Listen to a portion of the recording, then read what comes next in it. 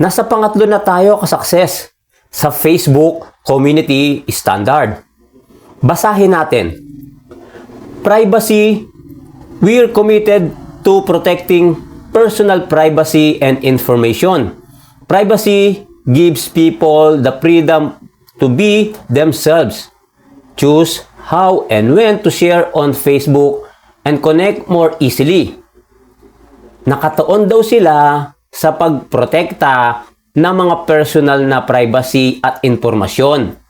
Ang privacy ay nagbibigay sa mga tao ng kalayaan na maging kanilang sarili.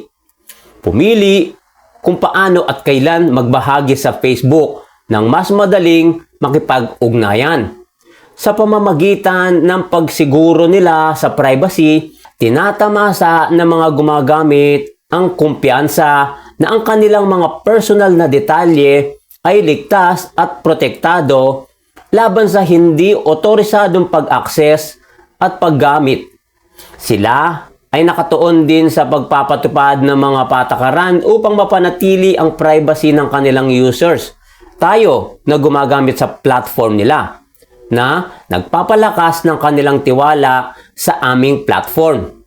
Ang kanilang layunin ay tiyakin na sa bawat hakbang na ginagawa tulad ng privacy at seguridad ng aming mga gumagamit ay nasa pinakamataas na antas. Yun ang sabi nila. Dahil dito, patuloy silang isinusulong ang pag-unlad at pagpapatibay ng privacy measures upang masiguro ang mga bawat karanasan sa Facebook ay ligtas at tiwala. Kaya guys, mapapansin mo, laging may update si Facebook. Kaya ngayon, alam mo na kung sakaling magbago man o may bagong update, may idea ka na. At least, alam mo na. So, maraming salamat ka-success.